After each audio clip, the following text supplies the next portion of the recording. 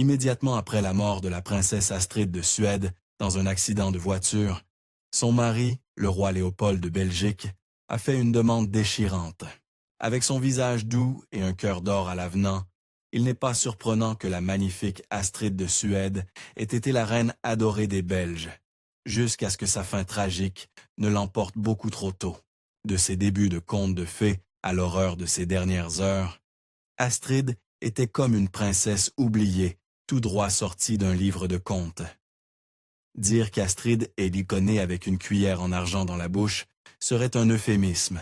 C'était plutôt une louche en or massif.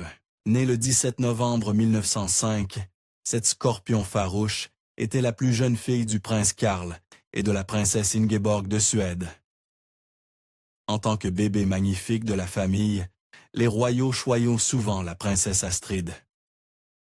Malheureusement, cela rend sa fin d'autant plus déchirante. Il n'y avait pas eu de princesse suédoise dans la lignée royale depuis un bon moment, et le public a accueilli les 3 jeunes filles royales, avec un enthousiasme débordant. En fait, lorsque la sœur aînée d'Astrid, Margaretha, a eu sa confirmation en 1916, cela a provoqué une véritable frénésie médiatique. Mais la princesse Astrid allait bientôt surpasser même sa populaire sœur. Il y a une facette de la famille royale suédoise que les gens ignorent. La mère d'Astrid, Ingeborg, était l'un des membres les plus compétents de la noblesse suédoise. Mais elle avait un côté plus tendre lorsqu'il s'agissait de ses enfants. Les proches d'Astrid formaient une famille aimante et soudée, et en Suède, on les appelait la famille heureuse. Cela ne signifie pas que tout était parfait, cependant. Aujourd'hui, la princesse Astrid est adorée en Suède, mais elle n'a pas toujours été aussi vénérée au sein de sa propre famille. Elle était peut-être la Benjamine, mais elle n'était pas la favorite de sa mère. Après tout, Ingeborg était bruyante et confiante, tandis qu'Astrid avait toujours été douce et discrète. Au lieu de cela, Ingeborg réservait ses plus grandes affections à la sœur aînée d'Astrid, Märtha, qui était extravertie et audacieuse. On pense que les royaux vivent dans l'extravagance, mais la vérité était bien plus complexe. Les parents d'Astrid voulant que leurs enfants grandissent simplement, et ils avaient eux-mêmes installé un vrai poêle dans leur maisonnette de jeu pour qu'ils apprennent à cuisiner de vrais plats. Pour eux, le travail acharné valait bien mieux que les manières royales. Eh bien, ils allaient en avoir grandement besoin. En 1922, une tragédie frappa la joyeuse famille royale suédoise lorsque le krach boursier détruisit presque tous leurs investissements. Encore adolescente, la jeune princesse Astrid assista, horrifiée, à la quasi-faillite de sa mère, qui dut vendre leur propriété, et un autre coup du sort l'attendait. Juste après son 20e anniversaire, les parents d'Astrid commencèrent à chercher des célibataires royaux à travers l'Europe. Après tout, ils devaient maintenant lui trouver un mari royal, leurs finances étant au plus bas. C'était un rendez-vous avec le destin. Presque instantanément, Astrid rencontra le prince Léopold de Belgique. Les deux étaient complètement épris l'un de l'autre, et Astrid entama un véritable conte de fées, du moins au début. Astrid était l'une des princesses les plus ravissantes de son époque. Il n'était donc pas surprenant que Léopold sut qu'il devait la voir dès qu'il la vit. Pourtant, il cachait un secret derrière les portes de la chambre. Au lieu de se marier immédiatement, les serviteurs voyaient constamment un majordome aller et venir de la résidence d'Astrid. Oui, il s'agissait en réalité de Léopold déguisé, rencontrant son amante en semi-secret. Léopold était, disons-le, notoirement, voire parfois gênant, adepte des démonstrations publiques d'affection. Partout où ils allaient, on les voyait se tenir la main et se câliner. Ils maintenaient même un contact physique évident lors des engagements officiels, ce qui était assez inhabituel pour des royaux dans les années 1920. Princesse terre-à-terre. S'il en fut, l'un des passe-temps favoris d'Astrid était la cuisine. En réalité, c'est ainsi qu'elle conquit le cœur de Léopold. La princesse préparait toujours de nouveaux plats pour ses proches, et Léopold avoua un jour qu'il fut renversé par sa salade d'endives. À l'automne 1926, Astrid et Léopold annoncèrent officiellement leur fiançailles, invitant les journalistes à une conférence de presse où les parents de Léopold, le roi Albert Ier et la reine Élisabeth, ne purent de s'empêcher de se vanter. « C'est un mariage d'amour, dites-le à notre peuple. » Peu de royaux obtenaient des mariages d'amour à cette époque, et Léopold et Astrid étaient censés être les chanceux. Lors de leur mariage religieux royal, le 10 novembre 1926, ce fut un conte de fées mémorable. Les festivités à Bruxelles commencèrent par une salve de 21 coups de canon. Mais la foule était si bruyante que les tirs étaient à peine audibles. Il n'était pas étonnant qu'Astrid resplendisse dans une robe crème ornée d'un voile en dentelle belge. Ne vous laissez pas tromper par son apparence angélique. Derrière le doux visage d'Astrid se cachait une volonté d'acier qu'aucun homme ne pouvait plier. Malgré les avertissements de ses austères conseillers de cour, Astrid était déterminée à vivre sa vie et s'échappait souvent pour faire les choses à la manière des gens ordinaires. Un jour, lorsque son mari était dans un cortège, elle alla même jusqu'à le regarder depuis la foule ordinaire.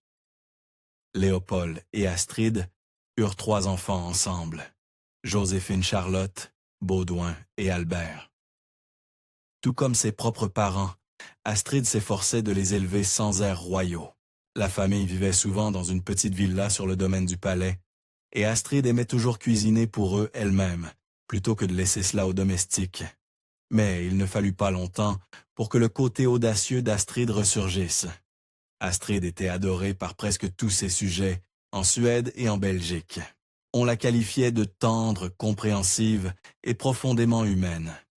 Mais elle se fit aussi de redoutables ennemis au palais. Les membres les plus conservateurs et hautains de la cour avaient tendance à désapprouver son attitude démocratique. Mais Astrid savait parfaitement comment les gérer. Astrid aimait emmener ses enfants en promenade sur la très animée avenue Louise à Bruxelles, ce qui rendait l'un de ses aides de cour furieux pour avoir enfreint le protocole. Quand l'homme la réprimanda, elle donna la réponse parfaite. Elle était peut-être simple, mais elle n'était pas naïve. En réponse, elle dit innocemment « Mais je ne suis qu'une mère comme les autres, n'est-ce pas ?» Le 17 février 1934, tout changea pour la princesse Astrid. Ce jour-là, son beau-père bien-aimé, le roi Albert Ier de Belgique, mourut subitement dans un accident d'alpinisme.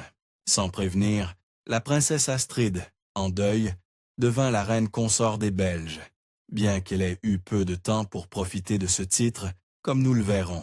Après le décès tragique de son beau-père, Astrid prit une décision déchirante.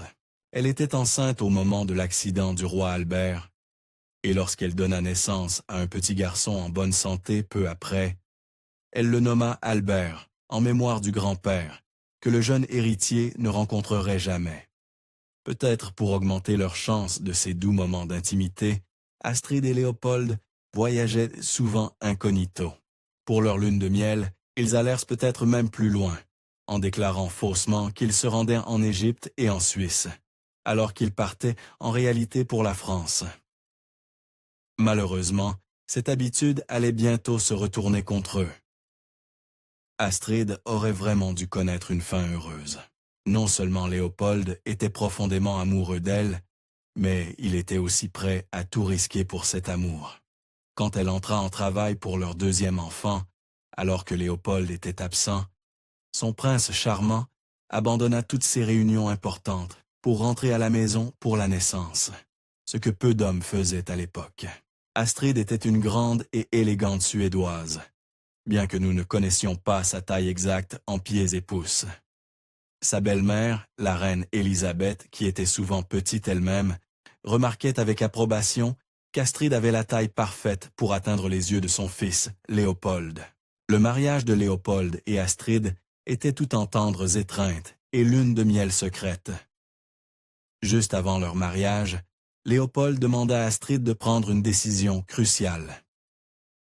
Il voulait qu'elle se convertisse de sa foi luthérienne natale au catholicisme, la religion officielle de la Belgique. C'était une affaire importante à l'époque. Mais la réponse d'Astrid n'était pas celle que l'on pourrait attendre. Jamais pressée, Astrid prit son temps pour décider si elle se convertirait. Peu importaient les pressions royales. Elle consulta même un prêtre catholique au sujet de sa foi et ne se convertit que plusieurs années après leur mariage. Mais lorsqu'elle le fit de tout son cœur. Comme elle le dit à une amie d'enfance à propos de son choix, « Mon âme a trouvé la paix. » Les choses auraient pu être très différentes pour Astrid si elle n'avait pas épousé Léopold. L'un des autres hommes envisagés par ses parents pour sa main était le prince de Galles de l'époque, Édouard VIII du Royaume-Uni. Étant donné qu'Édouard finit par abdiquer son trône pour épouser la divorcée Wallis Simpson, il était probablement préférable que ce projet n'ait pas abouti. 1935 fut l'année où la reine Astrid de Belgique prouva sa valeur. Le pays était en proie à une crise économique, et Astrid prit immédiatement les rênes pour consoler son peuple. Non seulement elle rendit visite aux pauvres, mais elle rédigea également l'appel de la reine, une lettre ouverte qui permit de collecter des provisions pour ceux dans le besoin. Malheureusement, 1935 fut aussi l'année où Astrid connut sa pire tragédie. Comme toute bonne Suédoise qui se respecte, Astrid était une femme d'extérieur. Parmi ses sports préférés figuraient le ski, l'équitation, la natation et même le golf. Ce n'étaient pas seulement des passe-temps oisifs. Ces activités contribuèrent également à façonner sa silhouette athlétique et élancée, qui rendait le peuple fou. Le mariage de Léopold et Astrid fut peut-être un roman d'amour devenu réalité, mais il causa un énorme scandale. Avant leur mariage religieux en Belgique, ils eurent une cérémonie civile, sans chichi, au palais royal suédois. Et ce n'est pas tout. L'homme qui officia, Carl Lindhagen, fut le premier membre non clérical à marier un couple royal, et il était un socialiste connu.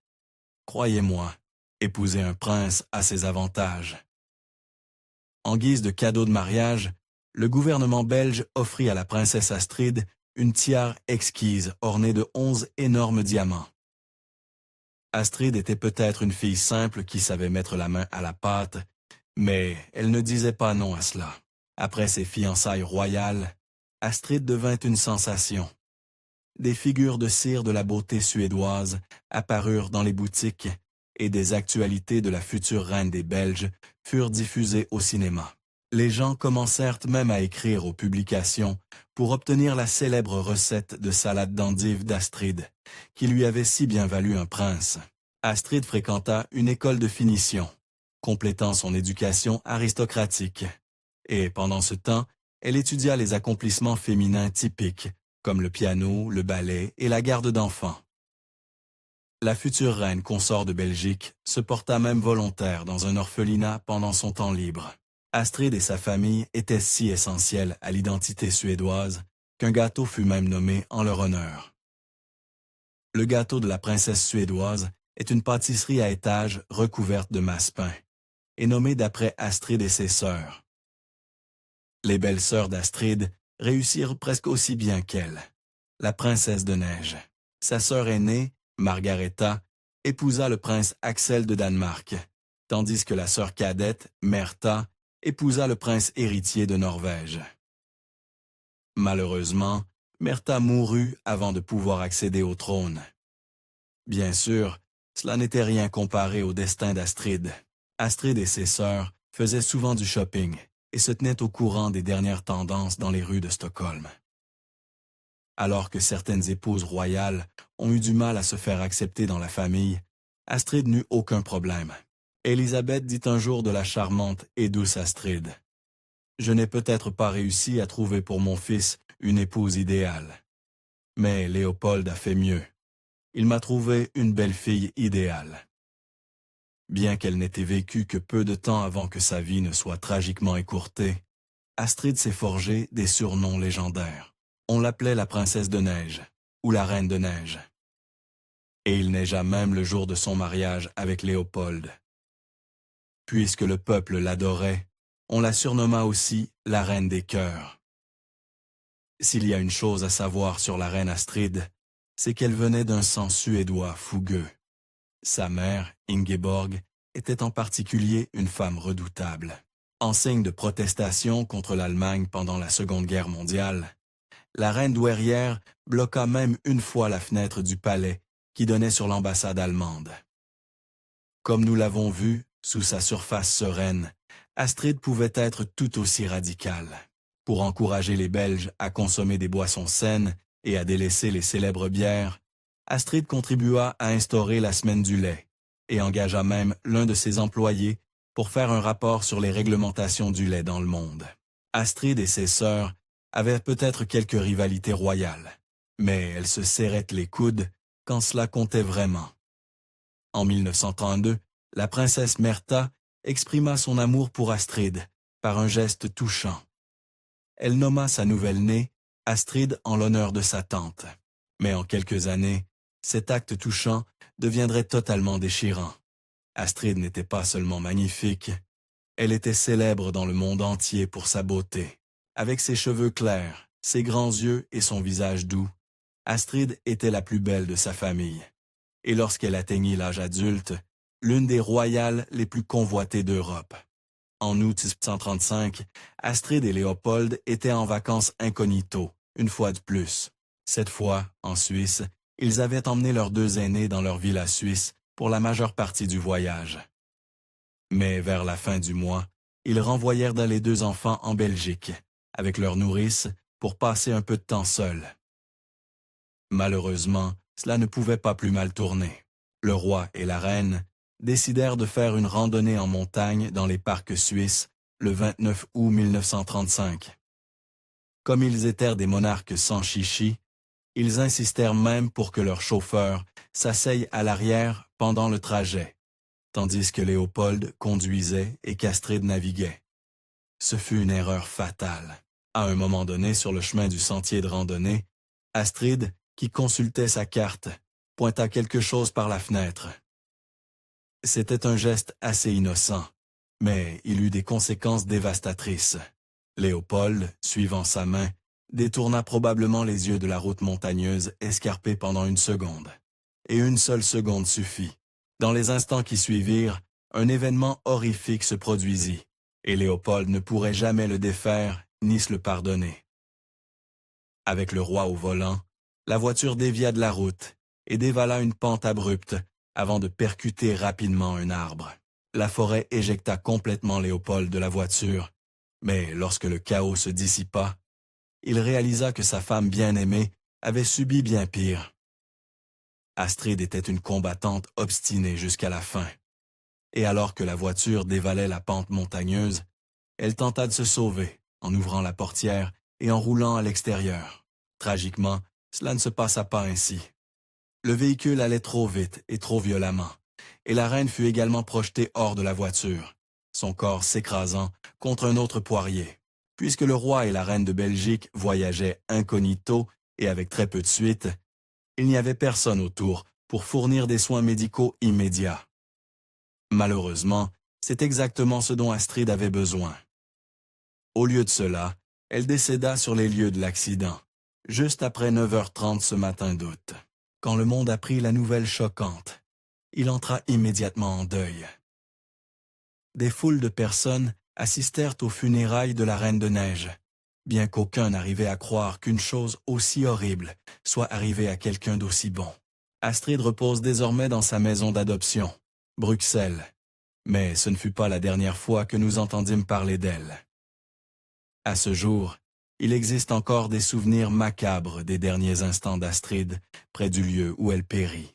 Le musée proche du site de son accident fatal conserve non seulement un éclat du pare-brise de la voiture détruite, mais aussi une bûche du poirier contre lequel son corps s'est écrasé.